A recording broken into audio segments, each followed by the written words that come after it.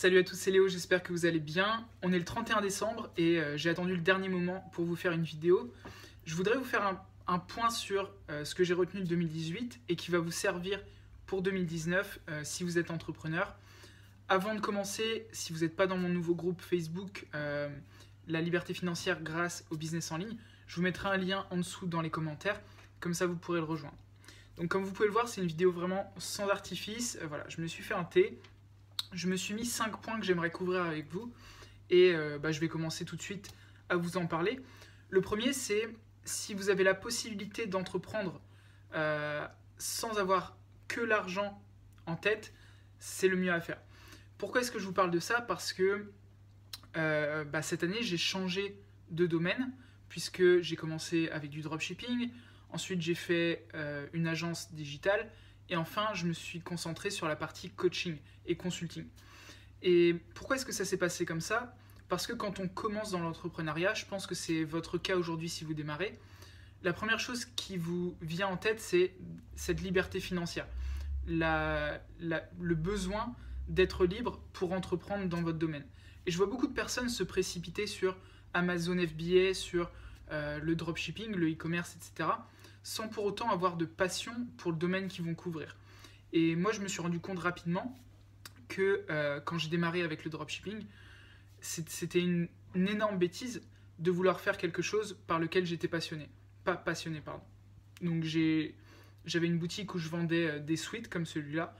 Et le problème, c'est que j'avais aucune passion pour le domaine et ça ne me donnait pas envie de me dépasser tous les jours pour y arriver.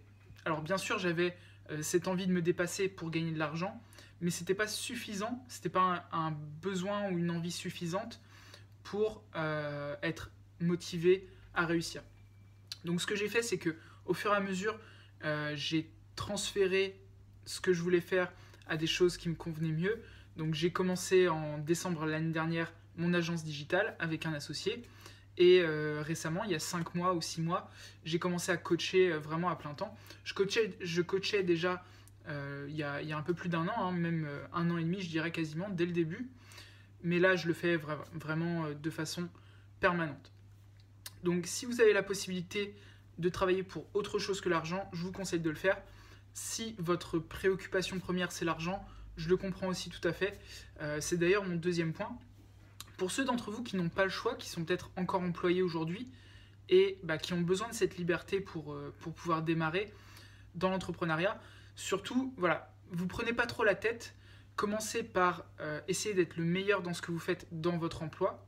Donc ça veut dire monter en compétences, apprendre des choses régulièrement, prendre des responsabilités, apprendre à communiquer, être en tant que manager, responsable, etc.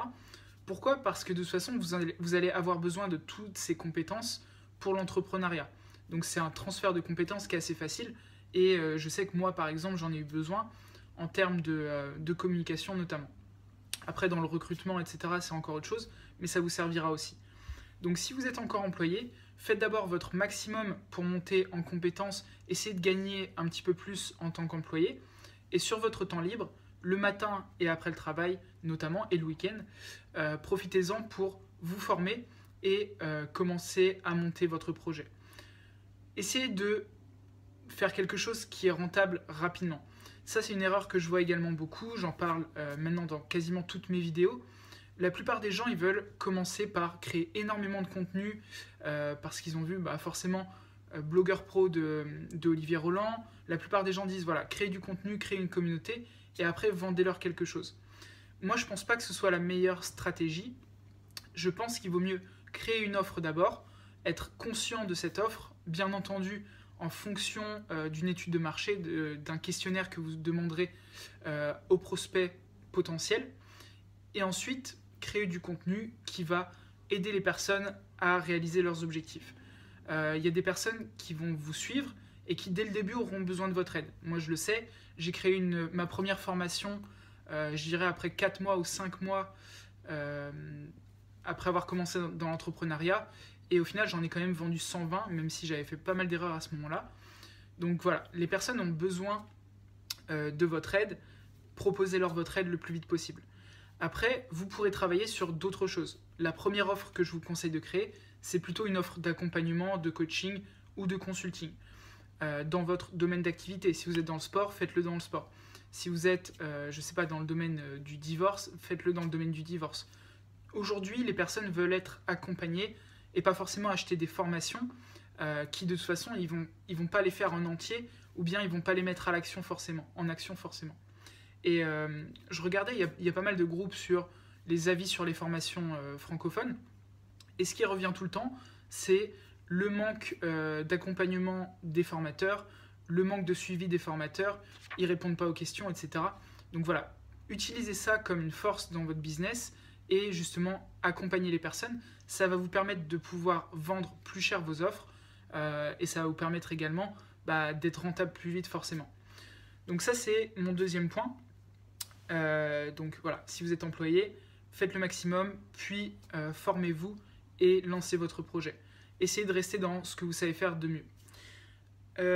Troisième point, entourez-vous des personnes qui vous inspirent, mais faites attention que ce ne soient pas des personnes qui, en gros, se contredisent. Je vous donne un exemple. Moi, j'aime beaucoup Grant Cardone et Gary Vaynerchuk, et ils ont deux esprits vraiment différents. Grant Cardone va être très sur l'argent et Gary Vaynerchuk très sur la passion. Donc là, on va avoir un conflit, et si vous suivez des personnes qui sont en conflit comme ça va être très compliqué pour vous de tirer le vrai du faux en fait. En francophonie, je pense que c'est peut-être moins le cas, mais si vous suivez des personnes, essayez d'en suivre assez peu et d'aller profondément dans leur contenu, donc vraiment de les suivre en tant que mentor. Voilà, je vois beaucoup de gens qui cherchent un mentor, etc.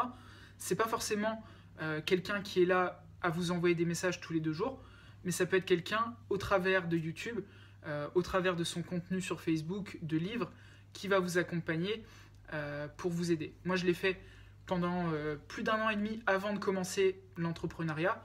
Tous les jours dans le train, au travail, entre midi et 2, le soir en rentrant, j'écoutais des heures et des heures et des heures de Grant Cardone, Gary Vaynerchuk et des dizaines d'autres entrepreneurs aux États-Unis. J'ai jamais eu vraiment de mentor ou de gourou en France. Ça viendra peut-être, il y a des personnes quand même qui m'inspirent maintenant, mais voilà, j'ai jamais trop suivi la France. Enfin bref, ça c'est encore autre chose. 4e point, concentrez-vous sur une seule activité et n'essayez pas de faire tout à la fois. Je vois des personnes qui font du dropshipping, de l'immobilier, qui sont coachs, qui font des formations, qui font de l'affiliation, qui ont un blog, qui font du contenu sur Facebook, Instagram et YouTube. Voilà, il y a un moment où c'est beaucoup trop. Donc ayez une stratégie concrète qui correspond aux problèmes auxquels vous répondez et ne répondez qu'à un problème. Je vous donne mon exemple. Le problème auquel je réponds, c'est donner la capacité aux gens d'utiliser leur potentiel, enfin voilà, de découvrir leur potentiel de vie en utilisant leur passion, leurs compétences, leurs connaissances pour en faire un business. Donc voilà, monétiser leur passion au sens assez large du terme, parce que j'ai des personnes qui sont freelance, j'ai des personnes qui sont consultants, etc. Donc principalement monétiser ses passions. Comment est-ce que je le fais? Je le fais en accompagnement one-to-one, je le fais également en coaching de groupe, je le fais au travers de vidéos sur YouTube et au travers de Facebook. Je ne m'occupe pas trop d'Instagram, je ne fais pas de LinkedIn, vous voyez, je vais pas trop dans les extrêmes, je fais un petit peu d'affiliation, mais ça c'est pour permettre à mon audience de se retrouver quand il y a des choses. Ils vont être intéressés par des choses que je propose pas forcément, donc autant leur proposer quelque chose qui vient de quelqu'un en qui je crois et qui en plus va m'en reverser une commission. Donc là, ce que je voudrais vraiment vous dire, c'est choisissez un domaine d'activité et tenez-vous à ce domaine d'activité. Moi, par exemple, je vais faire de l'immobilier, mais ça ne va pas forcément être mon domaine d'activité principal. Et je ne peux pas avoir 2 domaines d'activité principal en même temps. Donc voilà, retenez ça bien. J'ai fait l'erreur très tôt, donc voilà, c'était une bonne chose pour moi. Ne le faites pas en 2019. N'essayez pas de tout faire à la fois. Concentrez vos efforts sur un projet en particulier. Dernier point, ne vous comparez qu'à vous-même. N'essayez pas de vous comparer aux autres personnes que vous avez sur Instagram, que vous voyez sur YouTube ou sur Facebook, pour la simple et bonne raison que vous n'êtes pas au même niveau, vous n'avez pas la même vie. Enfin voilà, on a tous une seule personne qu'on doit battre chaque jour, c'est nous-mêmes. Donc n'essayez pas de vous comparer aux autres. Si ça fait 2 mois que vous êtes dans l'entrepreneuriat, ne cherchez pas à vous comparer à Elon Musk ou à Gary Vaynerchuk ou peu importe. Ne visez pas non plus trop. C'est peut-être un peu con ce que je dis, mais voilà, si vous venez juste de commencer, ne vous mettez pas un objectif d'1 million d'euros la première année. Je pense qu'il y a peu de chances que vous y arriviez. Il y en a pour qui ça arrivera et voilà, c'est super pour vous. Mais je pense que pour la majorité d'entre nous, des objectifs trop élevés peuvent, on va dire, casser notre momentum, donc le fait d'avancer. Moi, je pense que, pour être franc avec vous, mon objectif en 2018, c'était de réaliser 100 000 euros de chiffre d'affaires. J'ai pas réussi mon objectif du coup, parce que notamment j'ai changé en plein milieu d'année de modèle. Donc je tournais plutôt bien en tant qu'agence, entre 6 et 10 000 euros par mois. Et du coup, j'ai changé pour devenir coach à plein temps. Et là, du coup, je suis reparti de zéro. Et là, maintenant, je commence à me retrouver. Donc j'ai eu un moment, une passade, on va dire, où je suis redescendu en termes de revenus. Et là, maintenant, j'arrive à me retrouver. Donc je suis en dessous de mes objectifs. Je pense que si j'avais fait la partie coaching peut-être plus tôt, j'aurais réussi mon objectif. Mais je dois tourner un tout petit peu en dessous de 100 000 euros cette année. Ce qui est très très bien. Et je me compare encore une fois à moi-même, puisque j'ai commencé il y a 1 an et demi. Et voilà, à Noël l'année dernière, j'avais aucune idée que je pourrais atteindre ce que je suis en train de faire maintenant. Donc j'ai pris une décision aussi cette année sur les 80 ou 90 000 euros que j'ai fait cette année. J'ai investi 40 000 euros en moi, ce qui est absolument énorme. Pour la plupart d'entre vous, ça va vous paraître assez dingue, mais j'en avais besoin pour mon objectif de l'année prochaine. J'ai voulu voir long terme et me faire accompagner par une coach. Donc ça, déjà, ça m'a coûté une partie de l'argent. Et je me suis énormément formé aussi. J'ai fait beaucoup de formations. Donc ça en fait partie. En 2019, mon objectif, c'est de faire au moins 240 000 euros, donc 20 000 euros par mois. Et je sais que en continuant comme je le fais, je peux faire 300, 350 000 euros. Donc je reste dans des objectifs atteignables à mon avis, parce que si tout se passe bien, je devrais pouvoir faire plus que le véritable objectif que je me fixe.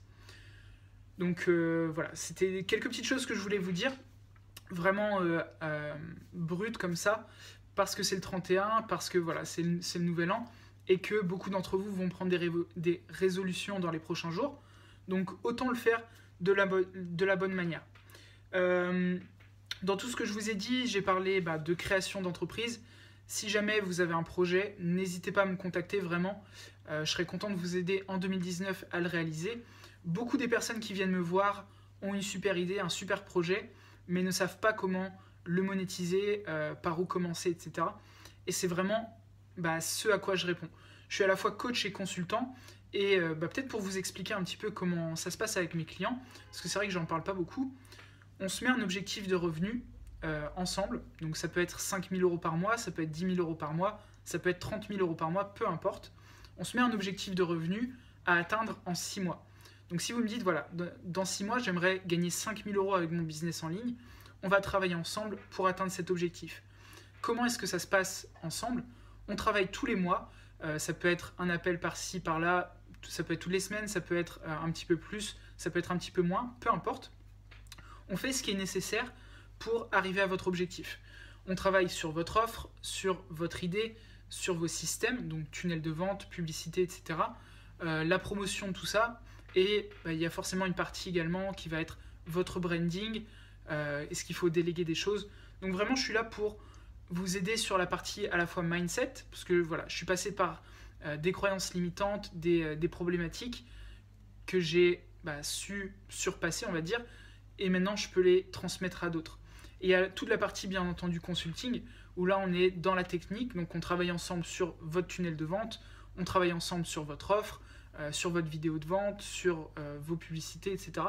Et ça vraiment c'est ce que j'aime faire, parce que je vous accompagne de A à Z, un peu comme, je ne sais pas comment l'exprimer, mais comme le feraient des artistes ou des musiciens, etc., qui ont besoin d'avoir quelqu'un derrière eux pour leur dire, voilà, cette année, il va falloir faire un album, il va falloir avancer, etc. Donc bref, Je m'arrête là pour la vidéo d'aujourd'hui. Encore une fois, si vous n'êtes pas dans le groupe, je vous laisse le rejoindre juste en dessous. Je partagerai beaucoup de choses dans les prochaines semaines, dans les prochains mois. Et je vous souhaite à tous une très bonne année 2019. Je vous souhaite le meilleur et qu'on arrive tous à nos objectifs. Allez, à plus tard.